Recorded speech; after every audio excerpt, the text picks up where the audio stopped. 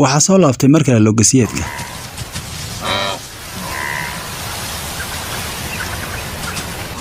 waxay doonaysaa Saaba inay mid kala hadho intaanay tagin way ka fududahay midan logasiyeedka in la dilo halweynta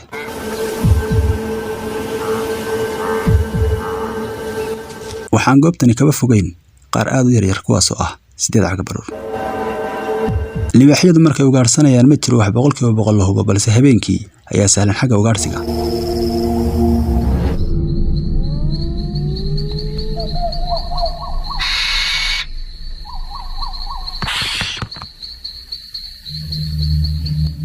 waxaana habeenkii loo sababeynaya inuu ka indho wanaagsan yahay libaaxa xayawaanada kale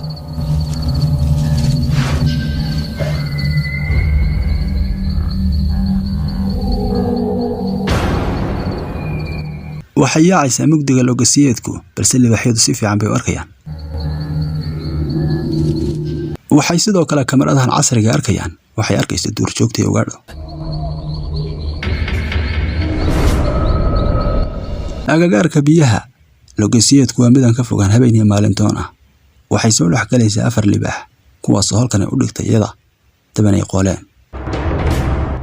waxa madaxa hore ka jooga mid yar oo haatan u qaan gaaray halka dambe waxa kaga soo dhawaanaysa hooyada dhadiga afartana sidaas ugu dhex jira waxa xagga hore ka weeraray labada dad yar ee haatan u qaan gaaray ujeedada ugu weyn waa inay dabka ku soo ridaan soonada diyaar logasiyeedka waxay ku soo dhawaanaysaa raxantu istaraatiijiyada waxay qayb ka noqonayaan ugaarsiga haatan waana garanayaan waxa laga filayo dhawaan Safa wuxuu ku dhawaaday goob dagaaleedkiisii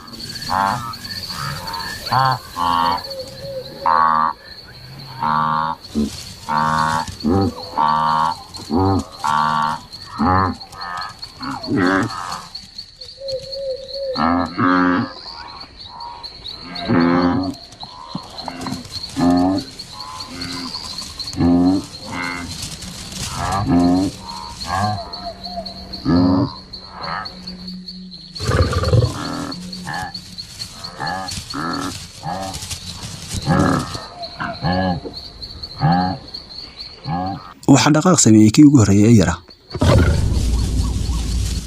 waxa sidoo kale dhaqaaq sameeyay midkii labaad isagoo didanaya logasiyeedka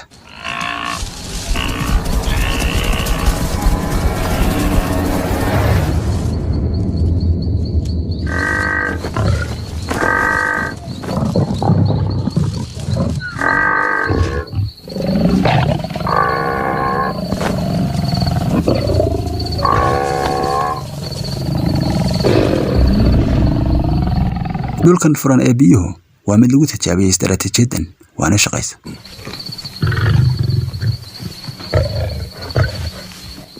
dhammaan raxantu way isugu timid mid kastana uu cunaya xataa midka ugu yar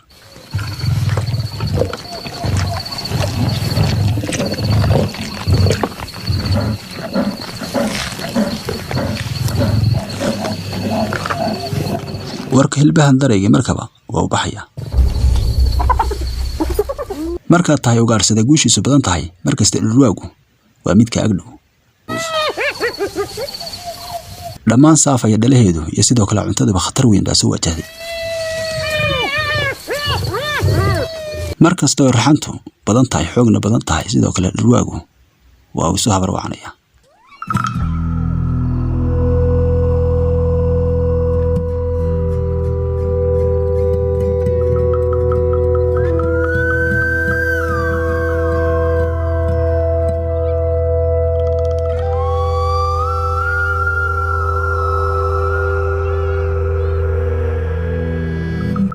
waxa soo batay dhurwaayada Safa waxa isku dayaysaa inay difaacato dhalaheeda way ku dhamanaysaa dhalaheeda bal sarqada way uga tagaysaa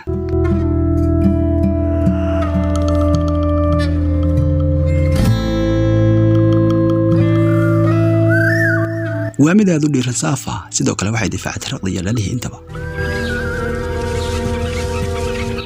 waa mid ku bixisay guushan qiimo aad u sareeya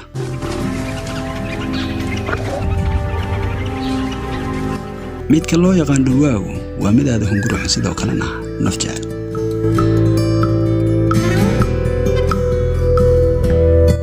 waxa soo gaaray dhaawac weyn haddii ag farshan kalena sidoo kale waa mid aad u halis badan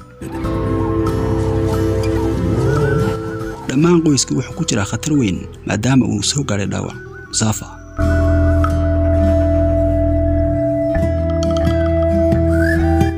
meel kaga beegan dhanka waqooyi ee xuduudooda cidhifkiisa ayaa waxa ku nool midani khatarta badan waa Makita waa nooca shabeelka loo yaqaan leopardka sidoo kalena waxay ka mid tahay xayawaanada khatarta ku xaga ugaarsiga Makita ugaarsiga qabashada iyo qaadashada run ahaantii waa mid xirfad leh waa gumaysta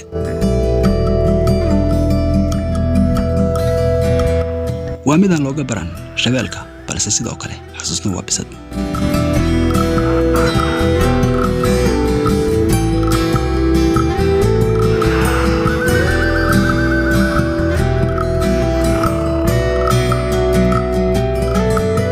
meel u jirta 10 mitir oo kor ah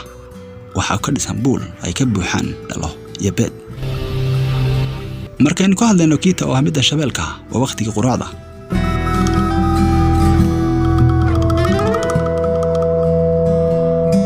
libaxyadu waa waqtiga barqaseexan jireen Safa oo hooyada waxay ka soo kabanaysaa dhaawaca ka soo gaaray misigta dhaluhuna tababar ay ku jiraan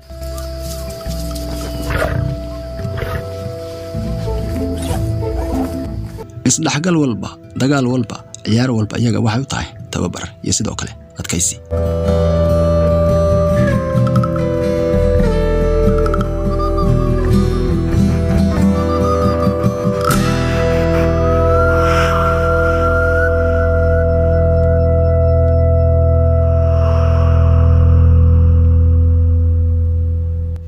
walaalaha waaweyni waxay u yihiin macallimiin ku yaryar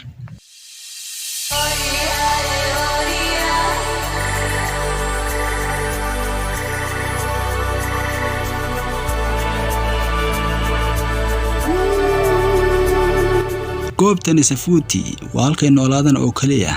kuwa xoogga badan ee ka mid ah duurjoogta sidoo kalena ku yaryar waxay ku soo biiri doonaan qoyskan Safuuti ku nool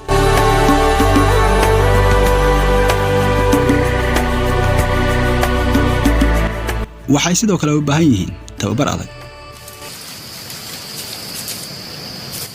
waa xilligii la ogaan lahaa adkaysigooda kuwan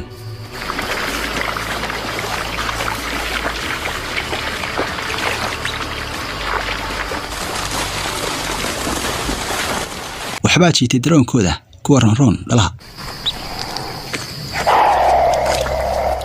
waa mid la diga oo hooyo ah oo bahalka loo yaqaan xor hoos madoobaha oo isagu aad u khatar badan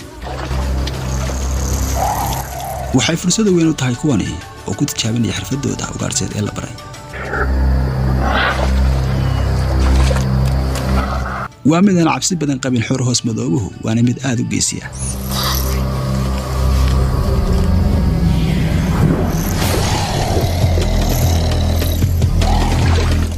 midani waa isku day weyn markaynu ka hadlayno kuwan yaryar ee haatan u tababartay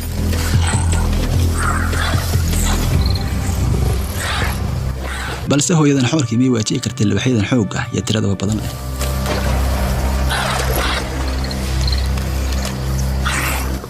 waxay samaynaysaa isku dayeeda ugu wanaagsan si ay ula baxsato nafteeda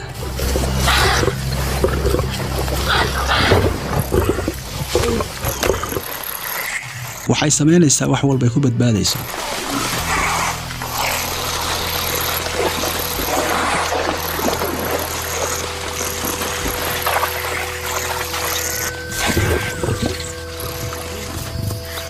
qaarkood way ka hadheen balse mid ka mid ah waa uu ka hadhi waayay waxay kuwa kale kala socdaan dusha iyagoo indhaynaya qaalmahan da'da yar ee libaaxay sidoo kale waa qaar xoog badan oo maciyaystay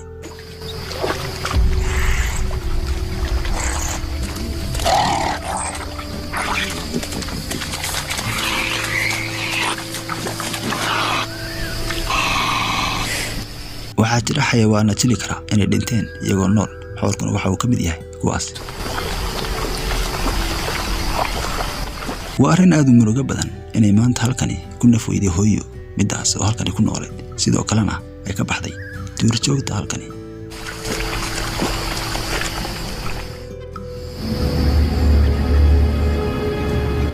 waxaa liiqa dhigaysa oo sii caraabaysa cadceedda, sidoo kalena waxaa kusoo wajahan waxay libaaxyadu sugayeen oo looda ah. waxay halkani ku noolyihiin logesiyeedku 1 sano. waa qaar ku badbaada halkani iyagoo isticmaalaya cawska. waxay ku caraabayaan logesiyeedku halka geedaha waaweyn ay kaga gaban karaan cadowga. balse sidoo kale libaaxu waa u daba joogaa.